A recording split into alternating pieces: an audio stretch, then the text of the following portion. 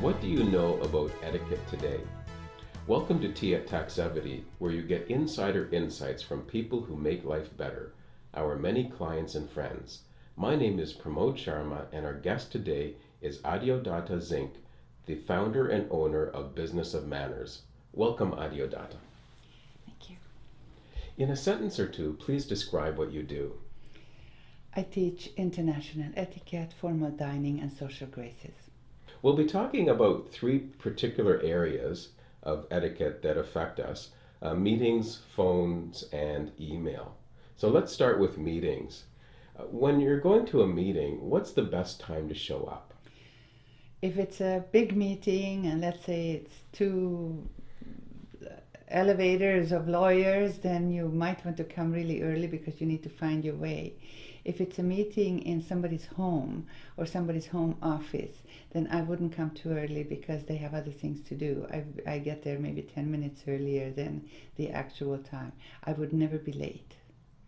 Okay, so you would just be in the neighborhood perhaps and then be ready to arrive at the right moment. Yes. Okay. Because we've been finding for these interviews, because traffic is unpredictable in Toronto, so we tell people that when you arrive, just come on in, because oftentimes they'll arrive a little bit early, and we don't want them to just be driving around or waiting in the driveway. That's very kind. I was raised in Sweden, and we came bang on time, so we would drive around the block a couple of times just to not be early. Okay, that's interesting. But the lateness is the most important. You don't do late. Now, and in case you're late for whatever reason, be very, very quiet. Just go in there and like a little mouse, sit down and be quiet. None of this, hi, because that really disturbs the speaker, and it also disturbs the meeting, but especially the speaker. Okay, now what happens if you're having a meeting with one person? Then you can't really sneak in. Do you apologize for being late? Well, if I'm going to be late, then I call and I say I'm running 5 minutes late or I'm running 10 minutes late. If it's longer than 10 minutes, I would say, would you like to reschedule? Because I can't know whether you're having somebody after me shortly enough that it will throw your schedule and it would domino on everybody else. So if I'm 5 minutes late, I would call ahead of time and say I'm running 5 minutes late. I come in, I shake hands, I say sorry for being late, and that's the end. Nobody cares why you're late. Just get over it. Okay, so there's no need to, no, because people say, well, the traffic, whatever, and then you're thinking in your head, well we always have traffic. Why didn't you plan for it? Yes. Now, if I am sitting and I can't move, and I'm just sitting there and it's 10 minutes and I'm still sitting in traffic and I haven't moved, and I say, I'm still sitting in traffic, I haven't moved, I don't think this is working, would you like to reschedule? And then you can say, no, I don't have anybody after you, or yes, that would be a better idea. So I'm sort of throwing the ball over to you rather than making you uncomfortable about what are you going to do with your next person. Now, in meetings, what are your thoughts about taking notes? Well, some people, this is cultural, some people take notes and some don't. And some only take the odd note. So don't feel uncomfortable when they don't take notes and then suddenly they ask, could you repeat that again because I want to write it down. That just means that that was so important to them that they want to write it down. What bothers me is when they have a computer in front of them and I don't know, are they taking notes or are they playing cards? Oh, that's a good point. Yes, because I find everyone seems to have a smartphone, and when they're looking at it, I don't know what they're doing.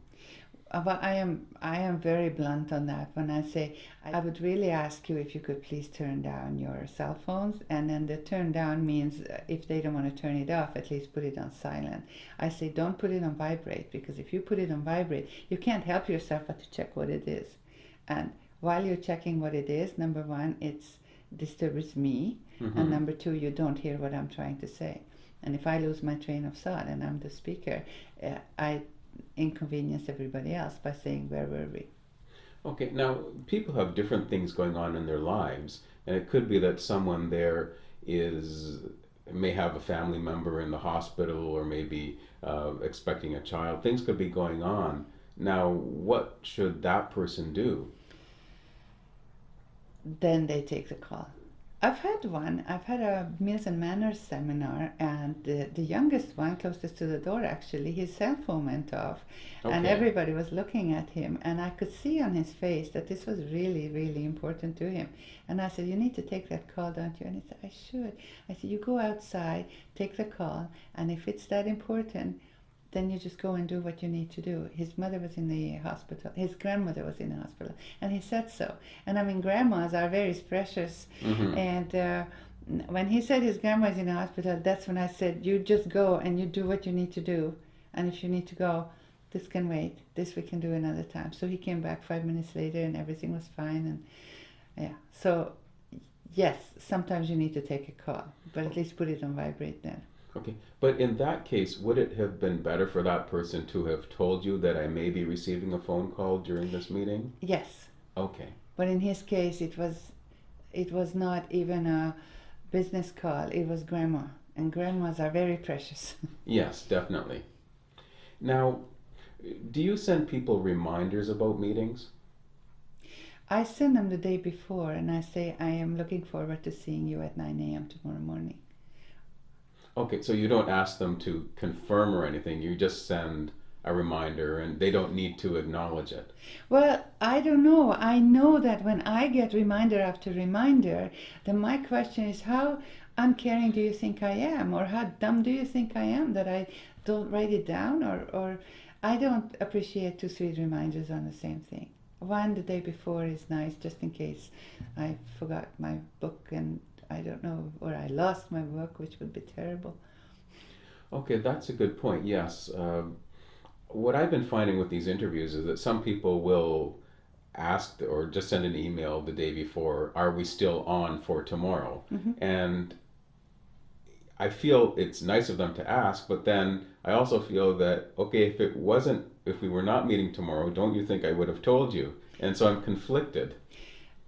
Here comes etiquette. Here comes the Okay. kindness. You say, "Yes, I'm looking forward to seeing you," rather than, "You idiot. Of course we're on." I mean, so therefore, be nice and say, "Yes, I'm looking forward to it." Okay, well, I was following the nicer path Yes. anyway, but Okay. it's good to know that I shouldn't have gone with my first instincts. First instinct is I will strangle you. Can't you see that we have a meeting? Don't you understand that I would have called you before? I know some people are not as business-like and as organized as others. I just wonder what sort of meetings do they have? Have they had meetings where people just cancel at the last minute or don't show up?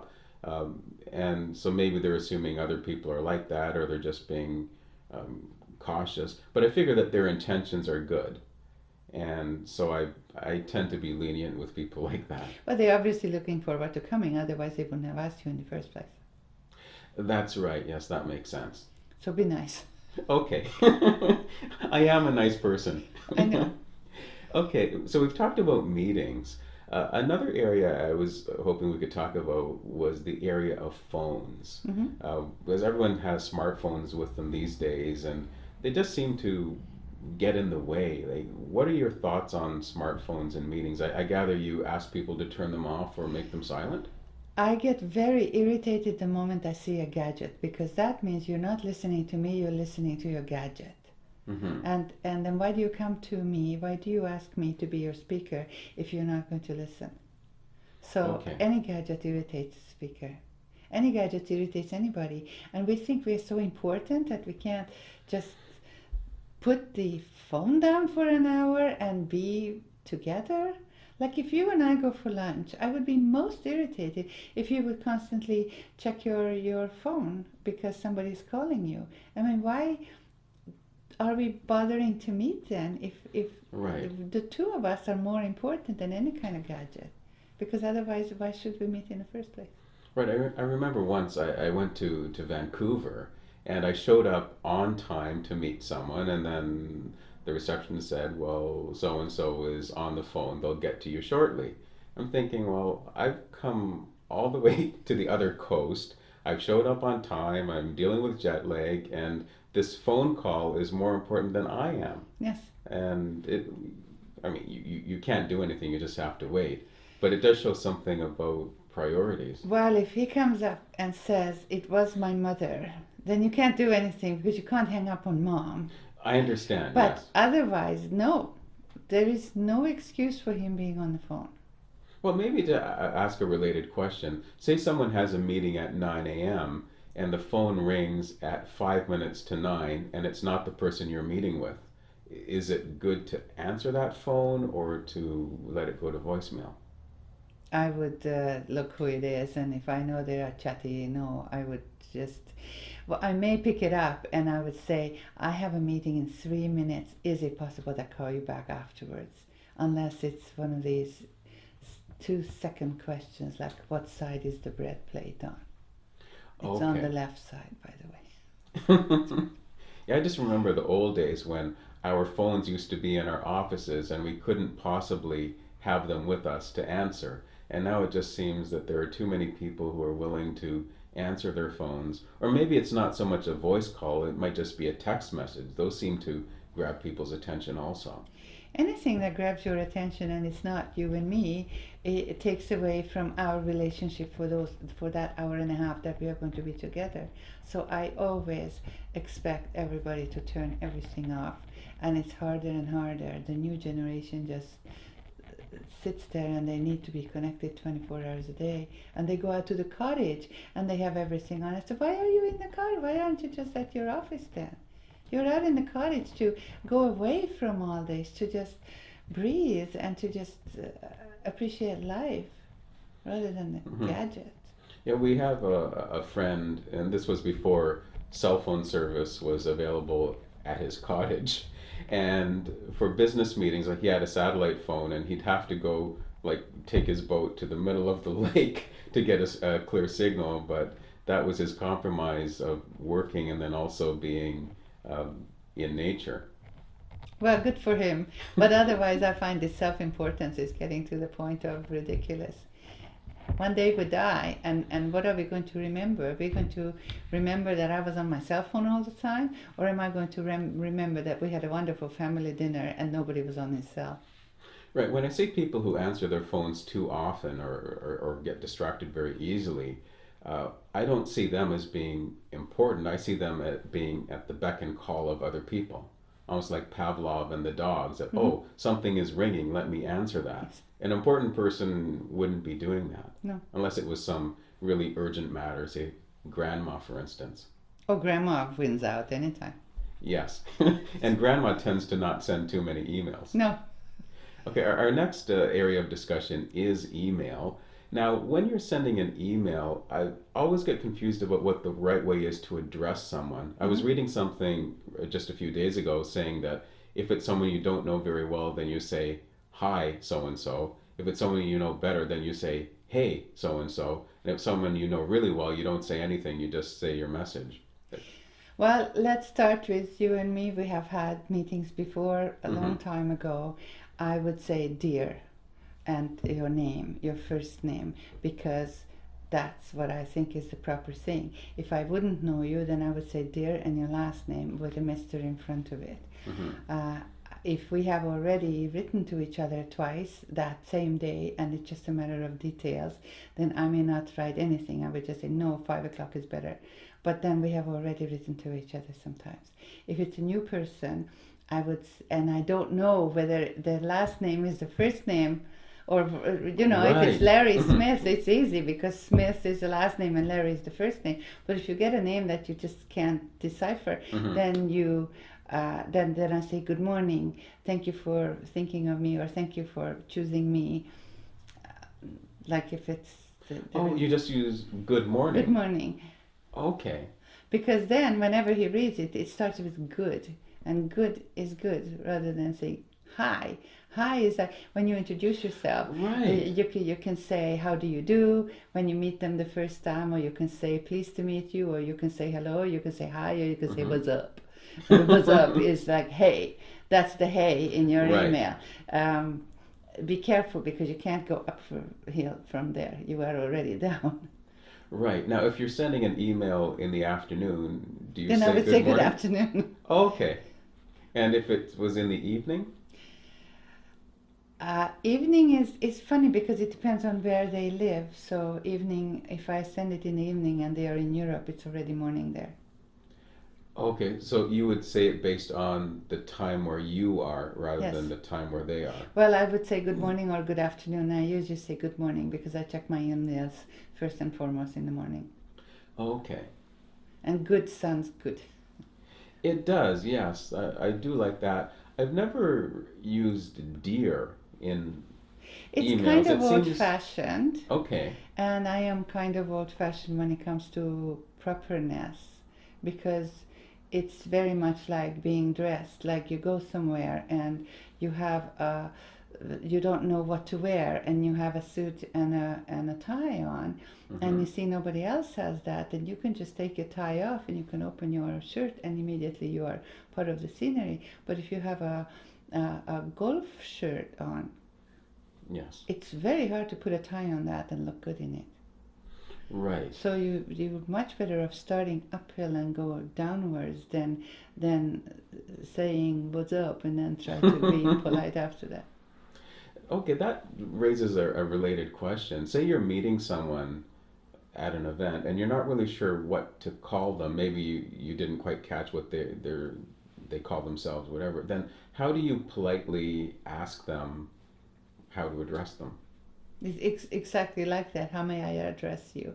How may I Oh. address you is absolutely lovely because then I'm giving you the opportunity of saying that, well, they usually call me Mr. Sharma or they call me Pramod, and then immediately I know what you like to be addressed, especially when somebody is older. Like in the old days, Hmm. when I was a child, then it was always Mr. or Mrs. or it was uncle or aunt, even if it Yes. wasn't your uncle or your aunt, but it was your parents' friend, which means one generation up. So you did that also, because we Oh, did that in India also. Like yes, everyone's an uncle or an yes, aunt. yes. And in Germany too, they say tante immediately, or yeah, in Sweden too, Hungary too. There are a Hmm. number of cultures where they immediately go for the uncle or aunt, and now people just call people by their first name. I have people who are 2 generations younger than I am, and they call me Adeodata, and fine. I'm not going to go and change that, but it would have been nice if they say, how may I address you? Okay, and on the topic of young people, I don't know if it's because I'm getting old, but I just wonder whether they're as polite as we used to be when we were kids. I find that they're getting looser and looser, but there is a kindness somewhere because the organist that I sing with, he's blind, and every time we go somewhere, I find that people very nicely get out of the way.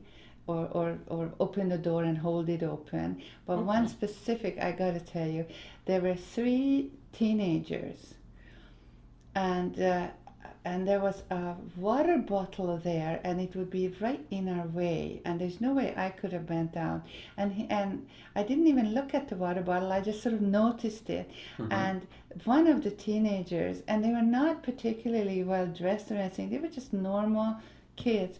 He went and picked up the water bottle so that we should not stumble on it. I mean, I wouldn't have stumbled on it because I can see, but obviously the Right. organist could not. And I looked at him and I just went a little bit like that, meaning, thank you, I noticed it. I just don't want to say it out loud. But he got it, and he went and he sort of bowed his head too. And that was very kind. So I find that even though people don't stand up on streetcars anymore, Hmm. and they talk incredibly loudly on the phone, especially some cultures. It drives you nuts. I don't Right. even understand what they're saying, but it's just screaming. That's how it Hmm. sounds. When it comes to uh, people who have disabilities, we tend to be very kind. We tend to open the door and hold it open, or ask them to carry, or ask them if they need to have anything carried, especially if you're on crutches. It's so hard to carry and have crutches Right. because you need both hands. So I find that the kindness is in us. It's just that our parents, well, my parents were very strict with etiquette, but I find that my generation parents have not been that strict with etiquette, and therefore the next generation can't know any better because they have never been taught. But the Hmm. kindness is in there. Okay, well, that's really nice to see that there is some hope for the future. Oh, absolutely. And that's a great way to end our interview. Now, what's the best way for people to reach you? Well, I have long hours, so I'm best on email, adeodata@businessofmanners.com. Okay, and we'll show that information on the screen. Thank Thanks so much for visiting us. Thank you. And thank you for having me. Thanks for joining us for Tea at Taxevity. The Taxevity Insurance Advisory helps you understand insurance and bridges gaps in your coverage. There's no premium for peace of mind. How healthy is your insurance?